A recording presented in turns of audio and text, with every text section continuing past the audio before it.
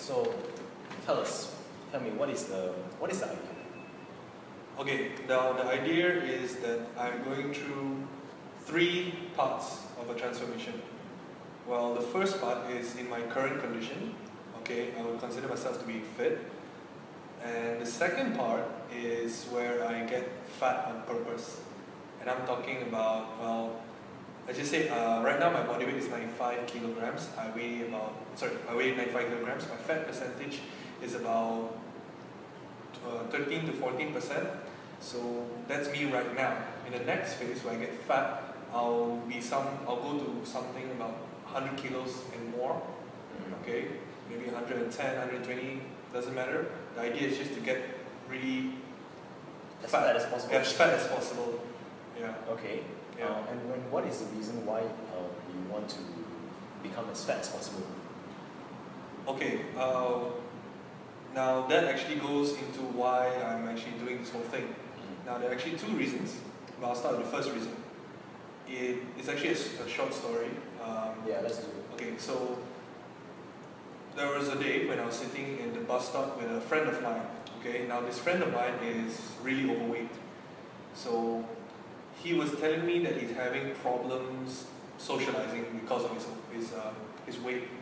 So he's because that he always has this problem socializing and clicking a lot with his people. It started to dawn on him that he became so self-conscious about his weight, and that's when I started to try to get him to exercise. Because he's obviously reaching a stage where it's very unhealthy for him. He has so much weight on him. He complains of pain in his back, his joints. So he's even brought up the interest of exercising himself. So I thought I'd get the ball rolling. I thought I'd tell him, where he could start. And one thing led to another. I can't really remember the exact entire conversation, but what really stuck with me was something he said at the end. He told me that it was easy for me to tell him what to do or to say these things to get him started because I'm already fit or I'm already there. So, and what he said really stuck with me. In a way, he had a point. Yeah. He had a point. He said, because personally for me, I started off skinny. I didn't start off overweight. So obviously, it's difficult for me to relate to someone who's overweight and wants to get in shape. So I thought to myself then and there, what if I could relate to him? If I could show him that if I can do it, so could he. So that's what I would say inspired me to want to do this project. Wanted to purposely gain weight, maybe make the conditions exactly the same as him. If he's overweight, then I'll be overweight. If he's obese, I'll be obese, and then I'll start from there. You see? So I want to inspire people like him to show them that yes, while it is difficult but not impossible, you just have to be willing to make the first step. So it's about changing the mindset and perception of these individuals, especially my friend. Yeah, amazing. Actually, I think that the problem with the world is that they always think that the fitness industry is not for them. The fitness is not for them because they are of a certain level. They're just starting, and they always say that it's easy for you to say you're free. I got no time. I got kids. I got children. I got my work. I got no work. Yeah, exactly. It actually brought me to my second reason why I'm doing this. So let me ask you, right? Both of us have been in the fitness industry for a long time. We've coached many clients, and what is like the number one concern or reason that people give you as to why they can't exercise? No time. No time. That's like always the first thing they go to. They don't have time. It's too tough, or they just somehow lose. They start, but they lose track. They don't know how to maybe manage their time. Let's just say, all right. So what if I were to show you someone like me who has no time get in shape? Now, keep in mind, I'm going to be obese. I'm going to get myself to become obese, right? And on top of that, I'm a student. I'm also working a part-time job. I also am a competitive athlete, okay, and I have to juggle between studying, working, and training myself, okay. So there are many more other things that occupy my time, but these three take most of it up. You see, so that's what I want to also show to people, you know, that it's a matter of what you value more. You see, so to me, when someone comes up to me and says that, oh, I don't have the time, what I hear and what I see are two different things. To me, it's a matter of priority. These people that tell me they don't have the time, I tell them it's just that you're not prioritizing it properly. Right? If you tell me that you don't have time to the gym, then getting in shape is just not a priority to you. If it's a priority to you, you will make time for it. So that's the message I'm trying to send it out. So what if someone says, fitness is not my priority? I mean, this topic about having no time resonated with me a lot because before I underwent PN coaching, I was actually giving the exact same reason as to why I couldn't. I mean, in spite of the fact that I'm in the fitness industry for so long. I mean, when I transitioned into being a business owner, I find it became extremely difficult to juggle a business. When I say business, I mean like you really go all out for that business. And for different people, it may be different things. Some people may be going all out for their family. Some people may be going all out for their job, or all out for something else. Okay. Right. So what about people who are saying that fitness is not my priority? Okay. Well, you have to see why they would say that. I mean, like, if someone would come to you and says, "Hey, I wanna exercise and I wanna get fit. My resolution for 2017 is to get fit." But if they were to tell me, but fitness is not their priority, so you have to make them like see there's a discrepancy. Yeah, there's a discrepancy there. You see, so at one hand they want to get fit, on the other hand they don't see it as a priority. So when they have that kind of mindset, it kind of clashes against one another. So our job is to make them see it from a different perspective. Is to get them to try to see the value of prioritizing their goal, which is to get fit. And if you can change that, then it helps them even more in the process. Okay, so we understand the idea, which is for you to get from where you are right now to as fat as you can. Yes. And then become even fitter. So we were toying around with the idea, calling the project name Fit to Fat to Fitter. Yes. Okay, so what is the timeline? Like today it is it's in January. Yes. It's 13th January. Yes, it's 13th January. Okay, so when is this getting fat phase going to start? Okay, the fat phase, the beginning of the fat phase will begin in February, 1st of February, and that is when I will just not take care of my nutrition. Currently, I do count my macros. I watch what I eat. I am very consistent with my training and whatnot. It's just that in February, when I say that, I'm not going to count my macros. I'm not going to care what I eat. I'm just going to eat anything and everything I can get my hands on and put on as much weight as I can. So, yeah, I'm talking fast food, sugary drinks, and anything basically I get my hands on. Okay. Okay, it's very interesting.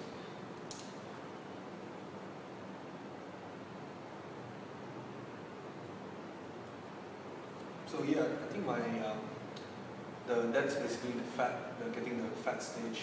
The fitter stage, I want to be the fittest I've ever been. Because you see, right now, if you're someone who's fit, making that next step to being fitter is not that very difficult, because basically you're fit. All you need to do is just put in a bit more time, a bit more discipline, and you can, I would say, relatively easily get to being fitter. But when you arrange it in such a way, like fit to fat to fitter, you're basically starting from zero, and you're going to go to fitter. Well, to be frank, it is not exactly zero though, because you have all these muscle mass. Oh yes, right? Yes. And that that actually helps you in terms of burning fat. So how would you, for people who are going to point out all this, what do you have to say about that? Yes, that is true. I do have a substantial amount of muscle mass on me. It's just that what people need to understand is that when I do put on weight, there is a number of factors that will stop me from actually excelling a bit more. Okay, in terms of like, if I'm eating more calories, the training I do, I'm also actually going to purposely reduce the frequency of my training sessions just to mimic the conditions of someone who is actually busy. Okay, so for example, how many times a week do you train? You're obviously a very busy man. Okay. I train 2 to 3 times, about 30 minutes each. 2 to 3 times, 30 minutes each. Okay, I will probably do the same thing 2 to 3 times, but maybe I'll just try 60 minutes. Okay. Even if it means 30 minutes in the morning and 30 minutes in the evening, Okay. I will do something of that caliber. Okay. Yeah. All right. And just now you mentioned something about your counting macros now. Yeah. So you are actually currently on Pro Coach, which is the curriculum designed by Precision Nutrition. Yes. So right now you are already using Pro Coach. So during the time in February, we are actually on the second month? The second month of you on Pro Coach? This is actually my first. This is actually your first one. February, yeah. So by February, does it mean that you are going to completely stop Pro Coach? I wouldn't say stop. I would still like to. Well, Pro Coach doesn't just give me the nutrition part. It also gives me other things that I can apply while still doing this project. You know, Okay. like creating good habits, creating certain habits. Okay. Things like, say, making time. Yeah. In my case, making time to eat more. Making time to Making time to eat more. But I say I wouldn't stop Pro Coach. I would still continue. It's just a matter of, you know, if they ask me to eat less, I probably eat more. Things like that. Okay. So I think Pro Coach isn't just about the nutrition, it's about building habits that I can apply in other aspects of my life. Okay. What sort of long-term, I mean, I've spoken to many fitness professionals. Okay. A lot of them, and even with people who have managed to transform their body, they swear never to get back to the way they used to be. Yes. And here you are doing the exact opposite of this. And I'm talking like you're gonna go put yourself through a phase where you get obese. Yes. Right? What sort of health effect do you think might happen? And why aren't you afraid of it? Why aren't I afraid of it? Why aren't you afraid of it? A lot of people are actually terrified of the long-term health effects of what something like this might do to them. Well, honestly, I would say I am afraid. I'm not afraid. Because, there's, when you put on that amount of weight and say that fast, I would say, it's obviously unhealthy.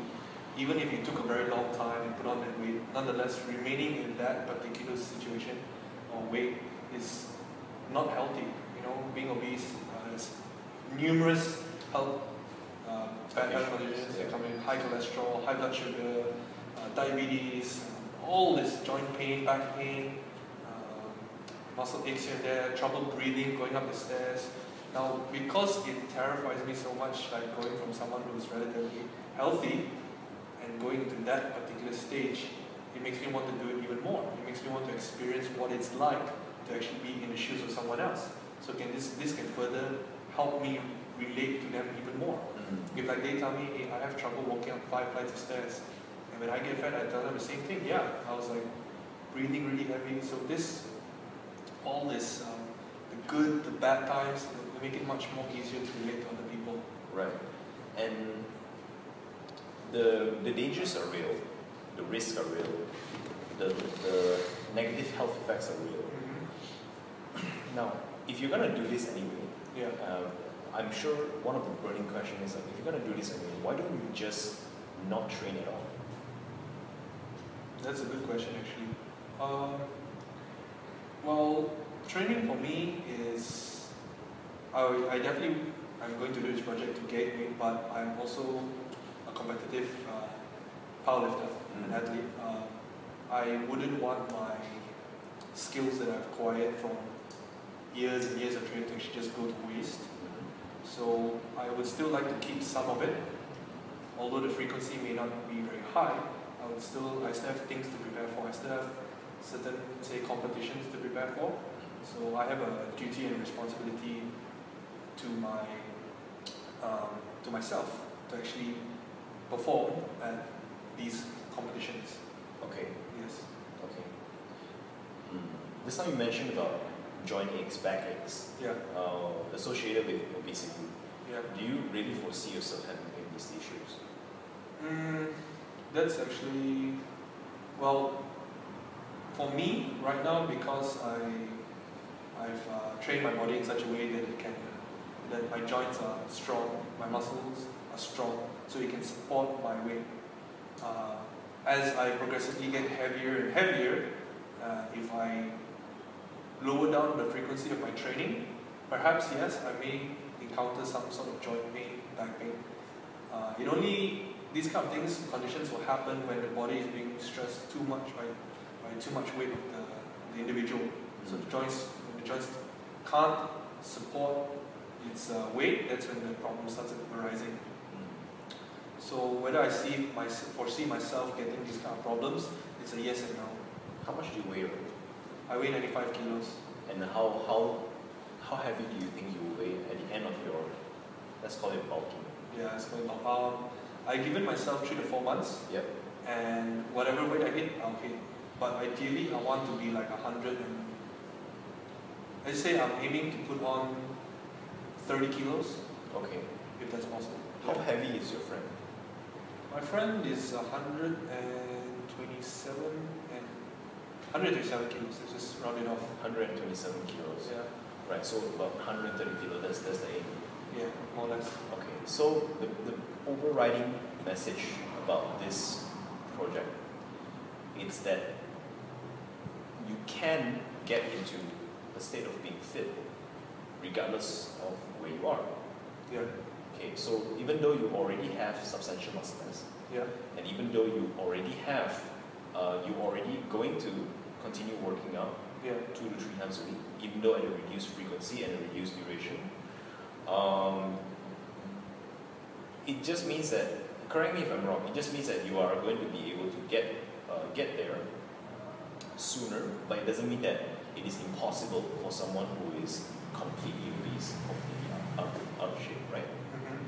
Okay, and how much would you say is the advantage, in terms of percentage, how much percentage would you say is the advantage you have over someone who never trains before in their entire life and who never take care of their food before in their entire life, and don't have so much muscle mass? Well, I would definitely agree that it's comparing me to that person would be a bit disadvantageous for them, seeing as how I've been training for a very long time. I actually have the knowledge to train myself in such a way that I can get there faster, and that my body knows how to perform complex movements. It's just that while other people may see it like this, like, hey, you have so many years of training experience and whatnot, and etc., etc. What they don't see is that the physiological effects that it will have on my body, especially the psychological effects. So for me, what I foresee happening is that as every day when I'm eating, when I'm putting on weight, every day when I get up in the morning and I look at myself in the mirror, I'm seeing myself like just slip away. And well, it may not be happening now. I can foresee it being very just stressful, just depressing. Okay, there have been times in my life where I have been depressed. It happened when I competed for the first time and I herniated 3 of my discs in my back, my lumbar, my L4, my L4, L5, and my S1. I was in such pain that exercising was not an option. Sleeping was a problem. Getting out of my car was a problem. Getting into my car was a problem. Showering was a problem. So at that point in my, as you say, life, I was depressed, knowing that I could never, at that time, do something I love because I was just incapable of doing it. So that was just an example of me being depressed. So right now, while I am not feeling pain from my injury, I'm actually recovered. I'm about to embark on another journey where I also just lose myself, as in lose my physique in a way. And for me, I've always prided myself on being both strong and having a decent physique. Now, losing that physique part will obviously be very depressing to me. Okay, so that's what I want to show people. Yes, I have an advantage in terms of knowledge and experience in training, but at the same time, what they don't see is that doing what I'm doing can have negative effects on my body and my training regardless of how experienced I am, as well as my mind. When you're fit, when you have a good body, it makes you want to go more. Everybody feels that way, the better your body, the more you're harder at work. But what happens if you don't have a body? What if people look at you in such a way that, hey, this guy's fat? Did he used to be very strong and fit? What happened to him? Actually, did you know, it's fun fact, sometimes people, it depends on what you are motivated at. Right? You can be motivated by something which is positive, and you can be motivated by something which is negative. Yeah. So if let's say I was just having a similar conversation just this morning as I did an assessment. So you can be motivated by the pursuit of happiness, or the pursuit of a better body, right? Or you can be motivated by negativity such as hate, pain, right? So for those people who are motivated by hate, like let's say I hate my fat, I dislike myself, so they start training because they dislike themselves or their body or certain parts of their body, whichever it is. And when that area goes away, so too does their motivation. Something very interesting. So, but I absolutely agree with that, definitely. Yeah, but for someone like you, it seems like you have all along been motivated by the pursuit of something positive. I would definitely say I'm a very positive-minded person. I don't like being negative, and I absolutely dislike being around negative people because it just, I'm sure you can agree, you surround yourself with positive people and you'll rub off on you, Positive people attracts positive people. But if you surround yourself with negative people and the way they influence you, it's just the outcome, Yeah, so that's me. I like to always be positive. Even when I injured myself, while I was depressed, I tried my very hard to stay positive throughout the whole thing. And it worked, I had so much support from my friends, yourself, in the gym, People kept telling me, hey, what, it's gonna be okay. You're gonna come back. You're gonna get stronger. It's just a small bump in the road. Okay. So surrounding myself with people like this was very encouraging and very helpful and beneficial to me.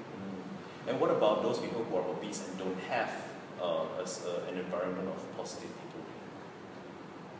Well, that certainly adds another area of disadvantage. Yeah, absolutely. I think that right now, for people like those, the trouble or the problem isn't to find those people just yet, or is having to find those people. I think they should start with themselves first. Right. You see, when individuals like those are struggling with their own mind right now, they're thinking negative thoughts. Like for example, my friend, his mindset is set in such a way that he's constantly putting himself down. So once he changes his own mindset, if he can just be more positive, right? Eventually, he's going to attract individuals like himself. So rather than starting off by finding some positive people, I think you should just start with yourself first. Take small steps, change your mindset, become a little bit more positive. Relish in the very small victories. Right. If it's your first time in the gym, if you make the decision to sign up for a gym and make your first step on the treadmill, that's to me, a very big victory. It is. You went from someone who is depressed about your weight but wasn't doing something about it to someone who's doing something about it, well, yes, you still are depressed, but you made that first step, and that's a huge win. So relish in the small victories, make step by step, and you, before you know it, you will be where you want to be. It's always that plus 1%. Plus 1%, 0 to 1%. Alright, very good. So, I have nothing else that I want to ask. Is there anything else you would like to add before we start? I'm just really like nervous, excited at the same time about this project. I really hope that it helps people out there watching. I really hope it helps people, inspires them to get started. Yeah, things like that. Yeah. Okay, very good. So later on, right now, what we're gonna do is that we're gonna take your measurements. Yep. We will take we're gonna be using caliper to measure your body fat percentage. Yep. And what is gonna happen in the weeks from now? What's happening in the weeks from now? We're gonna do vlogs. We're gonna do video logs. Yeah. We will be doing video logs. I'll be doing my own video logs. I'll be doing video logs when I'm not with you. Okay. As in what happens when I sit behind the scenes, just when I'm driving or when I'm at home. If I'm just gonna log whatever and whenever I can, so that people can be apprised of what's going on. They don't just see that when I'm meeting you, then you log something. I think people should know what happens behind. If I'm feeling happy, if I'm feeling sad, if I'm feeling depressed, I think everybody should see that. And basically. And how would the audience find these contents? I've recently just started my own YouTube channel, Lip Lango Powerlifting. Okay. People can subscribe to the channel as well as subscribe to Honey Badger's channel as well. We will be running the vlogs concurrently. Yeah. I think that what we should do is that my channel will be my personal vlogging, such as what I'm doing behind the scenes at home, and then the more vlogging, say interactions like this, can be a HB's channel. We can do it anyway, but I think the idea is just for them to stay tuned, stay apprised of what's going on. Okay, all right, let's go. Let's get started. All right, let's do it. Go. All right, so what we're gonna do right now is that we are going to take Luke's body weight, and we're gonna be taking skinful calipers, and we are also gonna be taking his body measurements. Okay, so let's start with body weight first. How do you work this thing? So you just step on it. You step on it. Okay, cool. Okay, I'll keep my pants on for this one. Right. Okay, zoom in to see the. Can't tell us. 96. Can see. Next one, we're gonna use skinful calipers. Been in the industry for so many years. This is still the gold standard when it comes to body fat percentage. So we're gonna be using this. Right. So we use skinful calipers. We're gonna be measuring chest, navel, and quads. Okay.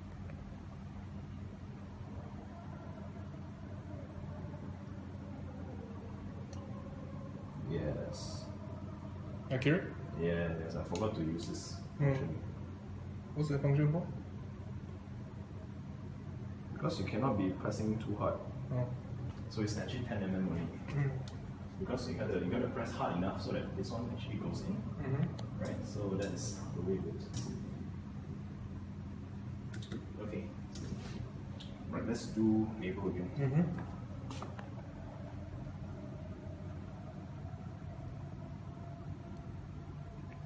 It's 20 mm this time. Just now it was? This time it was 20 mm. Yeah, still 20 mm. Actually, it's 18 now. No, really? Yeah, 18. Yeah, I lost 2 mm in like a few seconds. Check that out. High metabolism. Yeah, 18. Good. This one. Quads. Here come the quads. That's works.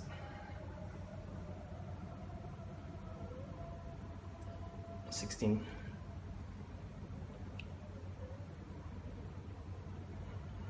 $14. Relax, huh? Yeah. Are you sure you relax? I'm relaxed. 14.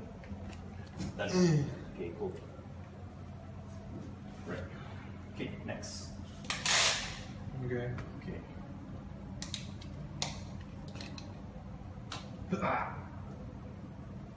Okay, so It's like the choker of fitness. 16 inches. Okay. Is that your nipple line? Yep. Okay. Great. Okay. That's okay. Shoulder.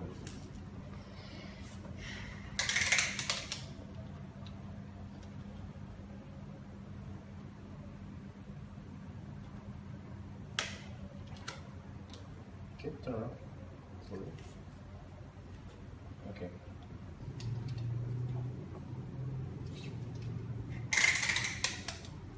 Navel. Yep. No. Yeah, that's how it is. Adjustable. Mm-hmm. No stop. Let go. Yep. Let go.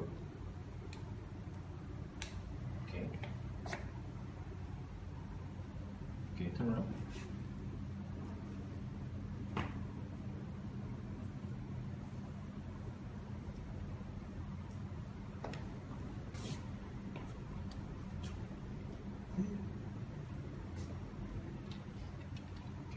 Okay, hold it. Bring it. Okay. Keep going. Yep. Here you go. Keep going now. Yep. Okay. Arms up. It's not flexible. No flex. Oh, damn. No, you gotta bring it up. No, it's. Oh. That's my left. Oh wait, sorry. So now it's your left.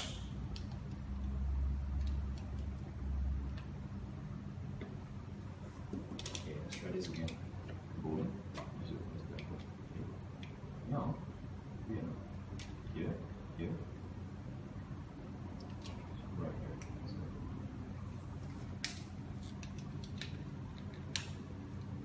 Relax your arm. So I'm looking for a peak now.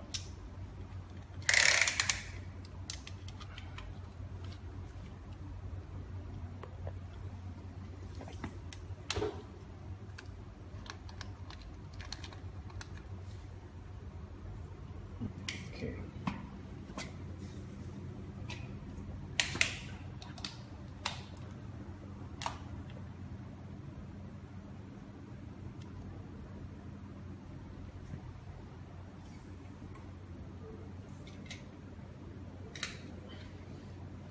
Okay, relax.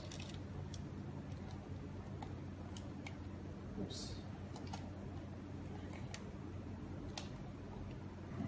Okay, so we have just done the measurements, and they'll be all. Yeah. So the next time we're gonna do this again is after Luke has. So take a good look, guys. This is how I am right now. And the next time that we'll be doing the measurements, I'll be, well, not me. Flex.